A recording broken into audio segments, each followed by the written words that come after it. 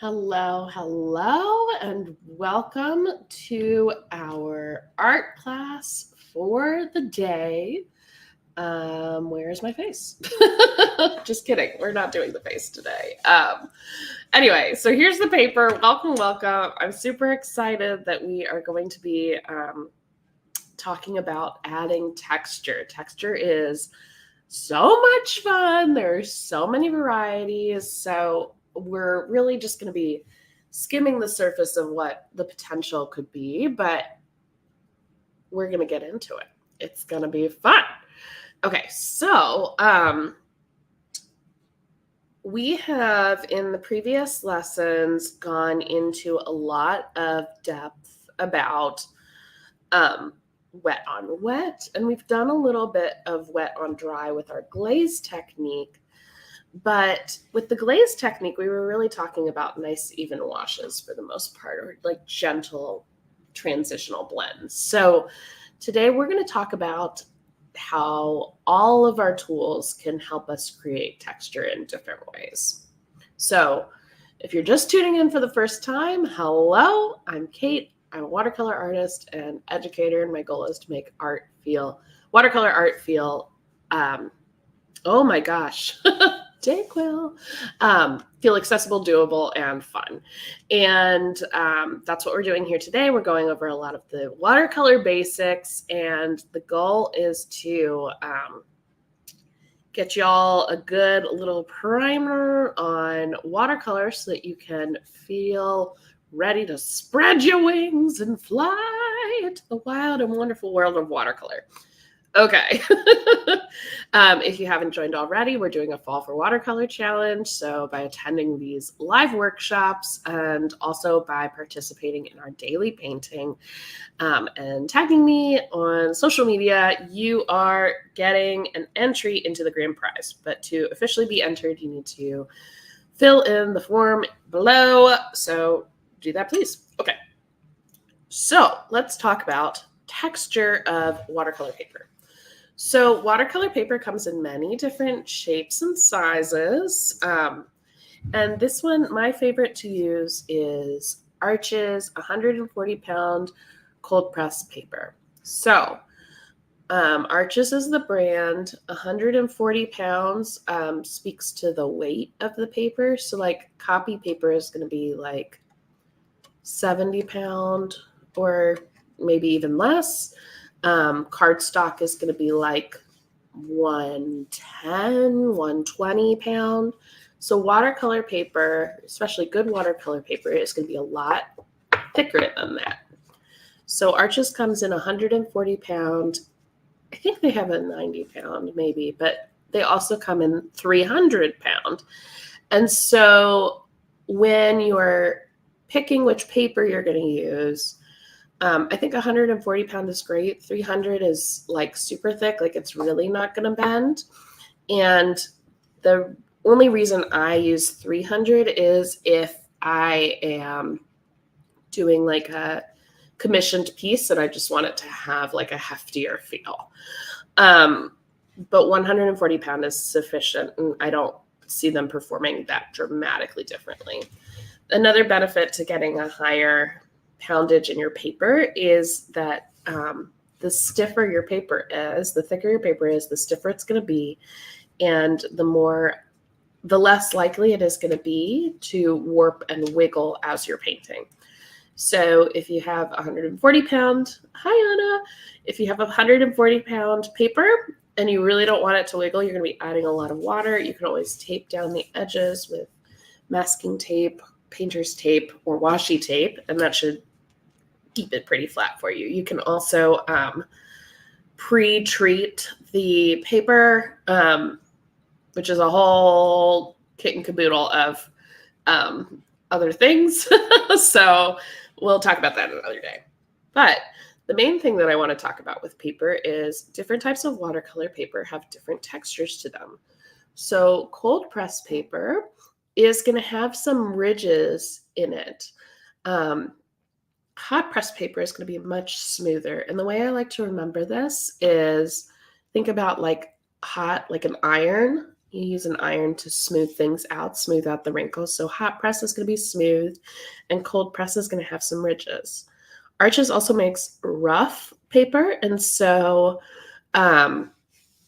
that rough paper is going to have even more ridges. And different paper brands are going to have, like, they make their paper in different ways. So the ridges, the quality of the paper, the absorbency, all that stuff is going to go into the variance that you have on what the paper looks like and the texture of the paper.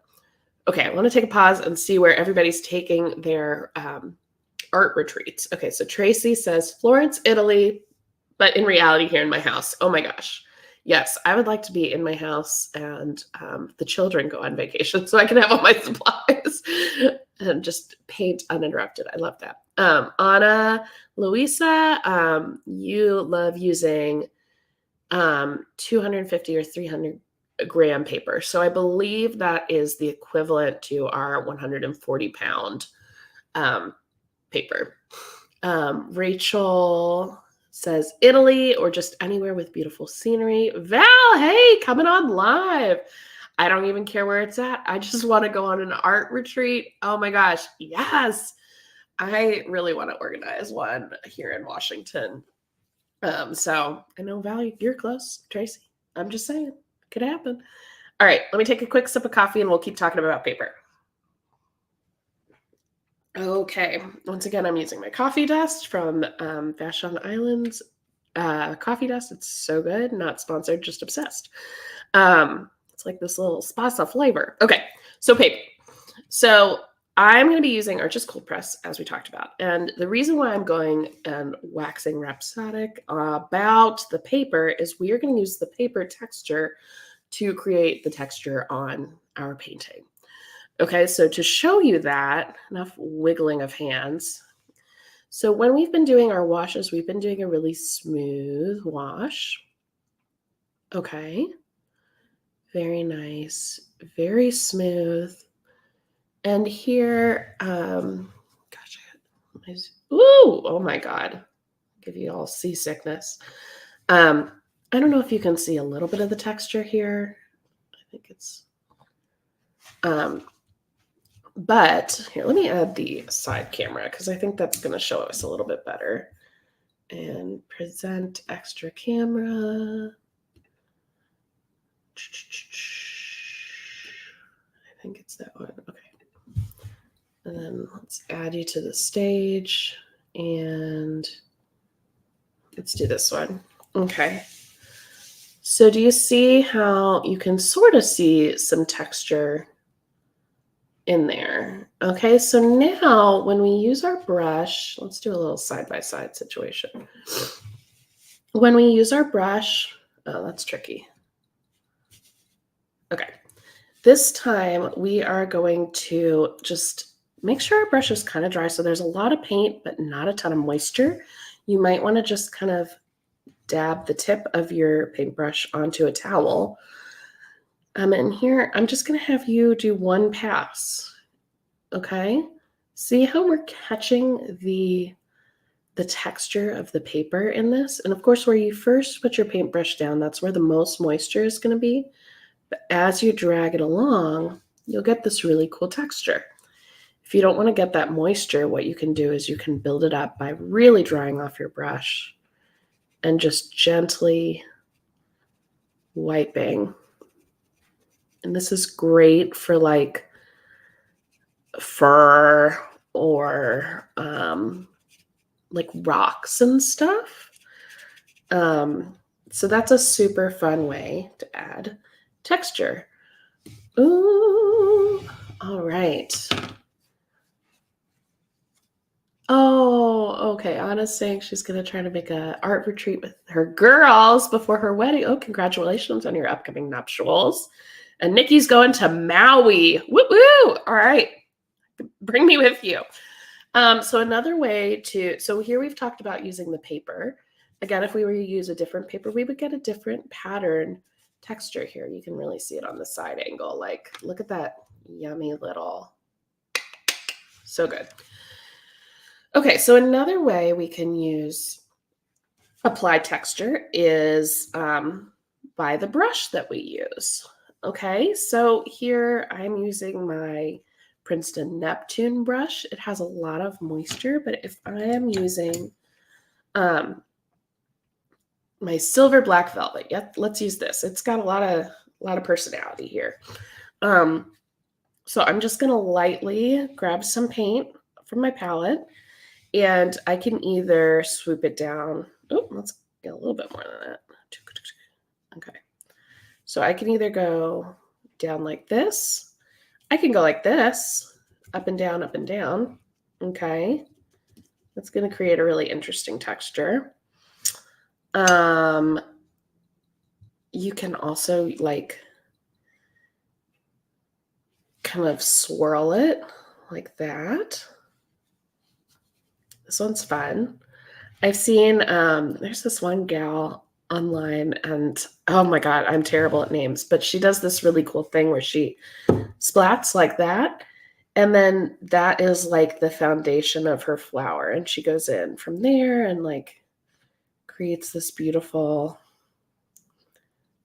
like whimsical flower. How fun is that? And then you see when I splatted, we got some like fun little splashes. So that's super fun. Don't worry too much about your brushes. They're hardy. They can take it. They're meant to be pushed and smushed around. I mean, I would say don't put them in rubber cement, or masking fluid, but like use them, right? Okay, so those are some ways that your brush can add texture. Again, other brushes add different kinds of textures. One thing you can also do is you can add texture by doing some speckling. So I like to do that. I use one brush as kind of the holder, and then I tap, tap, tap. And I like the pattern of that. Other people will, to get more of a like specific spot, you can put your brush under and tap above, and that will put the splatter closer to where you're aiming. But I kind of like the erratic. And the harder you splat, or the more dainty you splat, is going to change the splatter of your paper. Again, also how much water you have on your paper, etc. So a lot of these texture techniques are really founded in water. We've talked about how the paper affects it and how the brushes affect it, but a really big way of what's affecting it is how much water there is. So the more water you have, the more likely you're not going to be able to see this kind of texture, okay? The less water you have, the more we're going to be able to see the paper bringing out the texture, the brush strokes. Like if the brush is totally saturated, it's not going to give you that brushy definition. So we do want it to be a little bit dry if we're going for dry texture. Okay, next, oh my goodness, let me find. Okay, here we go. So I'm going to use Undersea Green from Daniel Smith to indicate how we can use the paint to create texture. So some paints are really smooth and have a really smooth coverage. It can be nice and buttery.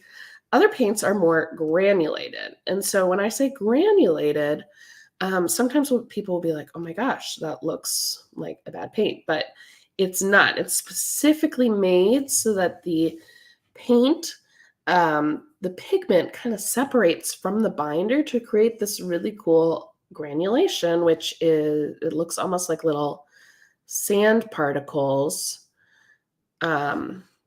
in your painting. So I love using a granulating paint to add some texture. Like if I want full coverage, but I want some textural oomph.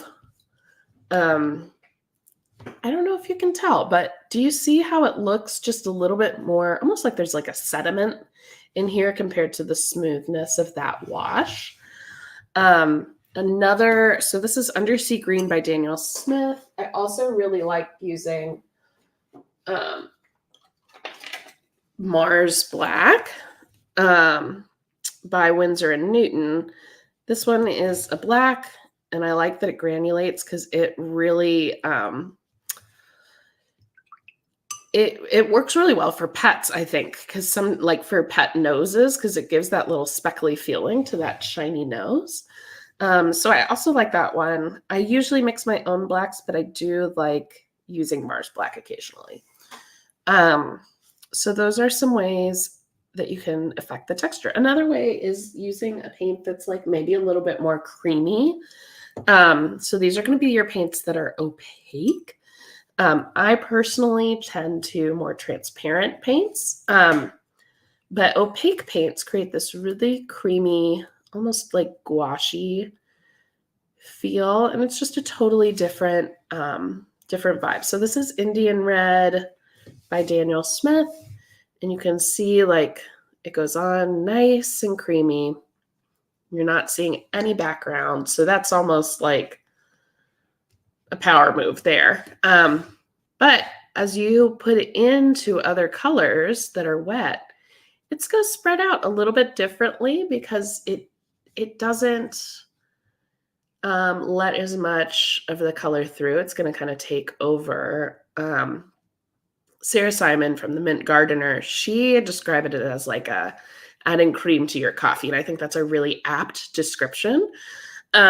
Because it does have that really cool, like flowy, cascadey effect. So those are some ways that your paints can add texture. We're going to talk a little bit more about using salt to add texture on another day. So we're not even going to go into that. We're just going with like basic watercolor supplies that we have on hand. Okay. The other thing that you can do is you can use literally anything. So this paper towel has some texture. Okay, so I'm going to put it over the wet part. Well, it's not that wet, but here we go. So you can kind of make some texture through that. You can bunch it up and do it that way instead. And create some cool texture that way. You can even dip it in your paint and apply it like that. You're not limited to using only your brushes. Get crazy. Another thing that folks will do is use a palette knife, which I'm trying to look around. I don't actually think that I have any palette knives with me. But people will scoop up some paint on their palette knife and just kind of like use the knife to create lines. And then by adding water, it's really, really stunning. But I don't have that on me. I would say probably most people don't have a palette knife. So I think this is a really great start for what we got going. So let's go ahead and make our log with moss. Sorry, I had to take a quick sip of coffee. Okay, so what we're going to do first is we're going to mix up some brown. And I'm going to do that with a little bit of indigo, a little bit of this like red mess of paint that I have dregs from, and then I'm going to add some yellow, some New Gamboge. I've been like really on a New Gamboge kick. And the reason why I add the New Gamboge is add some nice warmth to it. I want this to be like a very cozy little painting. And I'm just getting the right ratios. I want to be a little orange almost. Oh, you guys can't see what I'm mixing. I'm so sorry. So here's the color. Grabbing some orange. Here we go. All right. I feel good with that. I've got a fair amount mixed up. So as we are painting, think about keeping your brush fairly dry. So we're going to have like a log here with like maybe like a little knot here, and then the moss is going to be covering the top. So I'm going to start at the bottom. This is going to be the darkest. And think about like tree bark. So kind of up and down with my brush. Might do like a little rim here so I know like where the edge of it is. And I'm just going up and down pressure-wise with the side of my brush, creating some bark. Okay, and I'm not really reapplying any paint here. I'm just letting it run out of paint. I'm lightening my pressure to give some of that breathy texture. Okay, now I'm getting to the top of my log, so I'm gonna just do little sections where maybe the moss isn't showing. And I don't want this to be super, like, I don't know. We're not being really precise here. Maybe there's like a branch that comes up here. Maybe there's like a nice knot. Give it a little bit more depth there with some extra paint. Kind of give that. And this is not it. We're not done here, okay? We're gonna get into it. And I'm gonna make the top of this a little bit lighter, add a little bit more yellow for the inside. Of that. Just to kind of give it like it's like this is the back side of this. I don't know, we'll figure it out. Of this branch. And okay. I like where this is. We're gonna let this bottom part dry, but let's go ahead and start applying our moss. I'm using my undersea green, but you can mix up a nice like earthy green by taking some of your brown and adding in a little bit of like make a green next to it and then just add in some of that brown if you've got like a sap green or just like a nice classic green, add a little bit of that brown and that's going to give it that nice earthy feel. So at the bottom, I'm going to actually dry my brush off quite a bit. Might even use this extra paper to make sure that I've got a lot of it off. And I'm going to just go in with the tip of my brush and just kind of dance over it. Let me give you a side view here. Okay. So we're just kind of dancing, and I might go over the part that's like that we've already painted the log part. Moss knows no bounds, you know, but we're going to slowly build this texture up. All right. There's definitely some moss here on this. So this is just the beginning. Do a little bit over here. There's probably some down here. Okay. So now I'm going to take my undersea green. I'm going to get a little bit on my palette here. And I'm going to mix up like a little bit of yellow into it, I think, just to give it a little bit of a different color. Ooh, and it's like almost, I don't know what's going on. I've got a lot of paint on here and it's turning a little bit brown here. Let's go back to here. It's got some nice color variation. So I'm going to go back in and I'm going to kind of like, it's a little too much paint. So I'm just twisting my brush. Do you see I'm like rolling it in my hands just to kind of let it dance across the page. I just don't want it to be too uniform. You could even try your non-dominant hand if you're feeling like you're getting too patterny. We're trying to figure out what hand. Our daughter is left-handed. Both my husband and I are right-handed, but our daughter is left-handed, and we're trying to see with our son. I think he might be left-handed too. Curious when it like settles in. He's 2, so we'll know soon. Okay, and now while that's wet still, I'm actually grabbing a little bit of brown and adding it kind of toward the bottom part of my mossy part. Okay, I'm going to leave that there, and we're actually going to add a little bit more texture to our brown. Okay, so I want you to add like a little bit of dark blue or black or something to give your brown color a little bit more darkness. So this is what I've got going on here. And underneath the, we're just going to do little tiny lines, like kind of at the bottom edge of each of the lines that you made earlier. So if you need a smaller brush, go for it. I'm kind of following the lines that I made earlier. I'm giving it a little bit of a shadow here. And I'm leaving some of the white. I'm okay with that. I think that gives like a nice dimension to the barkiness. Okay, we're seeing some of the ridges of the paper come in. We've used our brush in a lot of different ways. I don't know what I'm doing over here. I just feel like, I don't know.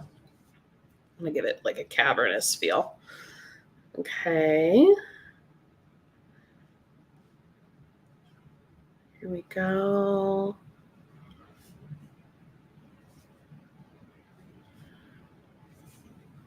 Maybe get back in there a little bit more.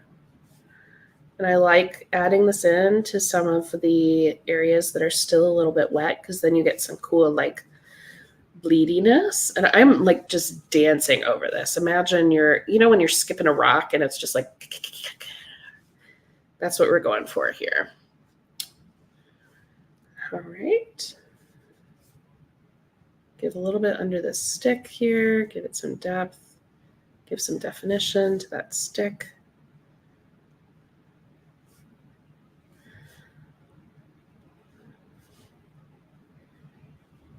Okay, and kind of like yesterday when we were talking about, is that yesterday that we were talking about shadow? I'm actually going to go in with like my indigo and kind of create like a nice shadow here at the bottom, because I'm wanting a little bit to ground the painting.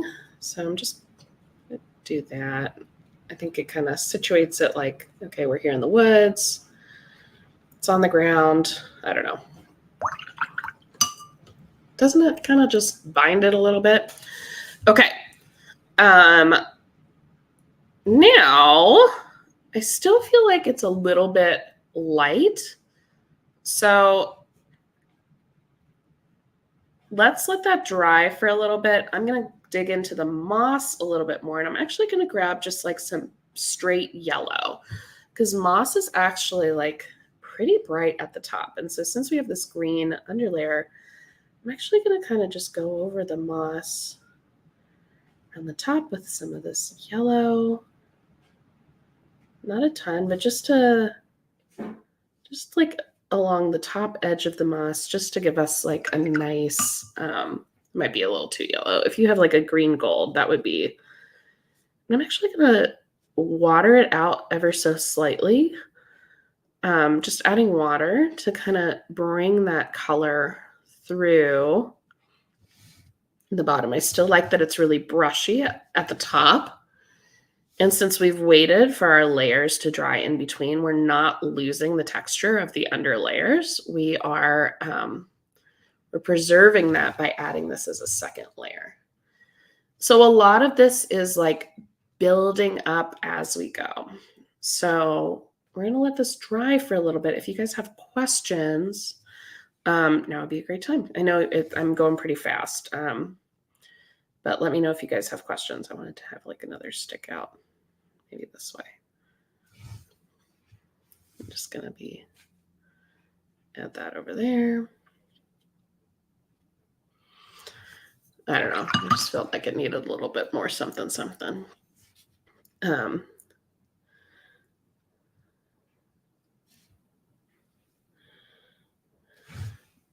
Might dry it up a little bit. All right. And you can always use, again, I almost put that in my coffee. You can always use another brush. I'm using this Paulina Bright Mop brush. I think it has really cool kind of fuzzy texture. So I'm going to get, let's see, maybe a little bit of my like brown green. I'm kind of mixing both colors onto the tip of the brush. Here, let me show you. So I'm dipping in a little bit here, dipping in a little bit here. Everything's still pretty light. I'm definitely going to test it on my side paper. That's exactly what I want. Okay. I'm just going to add that into our little mossy section. I might go a little bit further down onto our wood here. I like the white, but I kind of want to make this like a little bit more, what is the word I'm looking for? Just deepen it, darken it, make it kind of moodier. So I might actually wet this mop brush and I'm going to just take kind of like a lighter, I'm going to do like a really light wash here. So my brush is wetter than it has been, but I'm just kind of filling in those white pieces. I wasn't sure if I wanted to or not, but we can still do this. I like that some of the paint on here isn't dry yet. It's creating a really cool mixing and blending, which is great. This tree has been here forever, so it's just like I'm one with the earth. I don't know what's happening. But yeah, I think that just really gave it some of the depth we're looking for. And I want more moss. Okay, so let's just get in there. This is like real mossy, you know. It's like there's some interesting activity going on there. Like, I don't know, moss fairies are having a party or something. I'm kind of keeping the darker parts lower and the lighter parts higher up. So, because we know, like, if the sun is peeking through the trees, it's probably at the top of this log if it's lying on its side. So, thinking a lot about like where our light source is coming from. All right. Now, as we get in here, I'm actually going to deepen like this underside a little bit more. So I might even add some of that like dark blue to my brown. And I think I'm gonna just add a little bit of a wash here to give us some rounded shape like what we learned yesterday. And this is a little bit, this is pretty wet. This is probably the wettest we've used on this painting so far. I'm gonna give a little bit of depth under this knot here. And then like just the tiniest of dots under the moss to give a shadow and give it some bulk.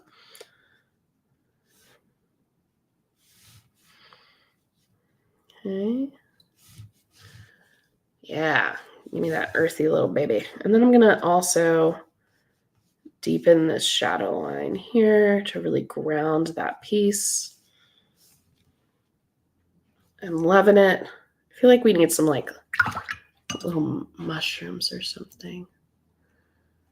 I think I'm gonna come back and do some like pretty dark lines here to really give this some oomph, but let's just add some little mushrooms. What do you think? I don't know. I just feel like it needs it. Here.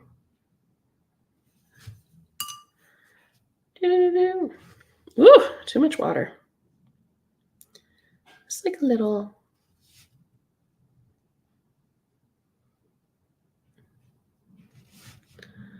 mushroom family, just kind of off to the background.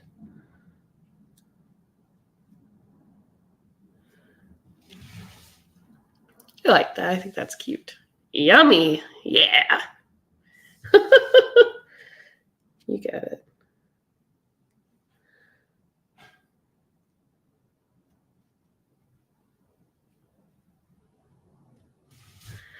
All right, just some little mushroom friends. Kind of in the background just to give it a little grounding. Okay. Nice and loose. And I'm going to take my indigo, my very dark color that I've been using. I'm going to add a little bit of like a maroon color to it. I've got like this deep red that I like it combined with. It creates like a nice dark moody color. A little bit of that. Okay. So now that I have my deep dark color, I'm going to think about where I really want to emphasize. So I think here in this line where it hits the ground is like a really great opportunity for some of that dark accent. And I love that it's still a little bit of wet everywhere. So as I paint the seam to darken its underside, it's just kind of seeping out into the sides. And I love that. And then right here under the burl, same thing. I'm going to pick some parts of this to really give the bark a little personality. And I'm adding a little bit of shadow under where I want the moss to look a little thicker. And then our little tree trunk just needs like a little bit of love here. Okay. Should we give our mushies a little bit more definition, I think? Did a little bit, so this isn't so much texture, but I'm doing it kind of like quick little outline to like the underside and like the stem. I guess it's like a little brushy here, you know? Why not? I don't want to go too detailed because I want our log to be like the center of attention here. But there we go. I think that's fun. Okay. Any questions on texture, my friends? We covered a lot of ground today.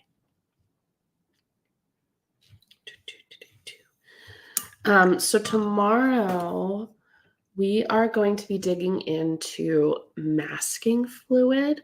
We're going to be painting a spider web. So if you don't have masking fluid, if you have masking tape, this one's really thin. You can also use washi tape. So if you have masking fluid, you can work pretty small on this project. But if you are using masking tape, we're probably going to work really big, just so you can really see the effect. Or you could like cut your masking tape into strips. So if you want to do that ahead of time, this is kind of a standard size. So what you can do is kind of just lay them on your desk close by. I would get maybe like this long. I mean, it's going to be kind of a mess, and cut it down, I don't know, like that much into little strips. But if you have masking fluid, that's even better. You'll want something to apply it. So I use this lining pen. What is it called? Yeah, line roller, line pen, pen liner. And then you can also use like a silicone brush or like a nasty paintbrush that you don't care about, like, because it will get gunky if you're using masking fluid. Okay, and this is the masking fluid I use. I really like the Winsor & Newton. Yeah, okay. So that's that. I'm super excited for tomorrow. We're going to have so much fun. I hope you all have a wonderful rest of your day and happy painting. Can't wait to see your finished pieces. All right, friends. Thank you.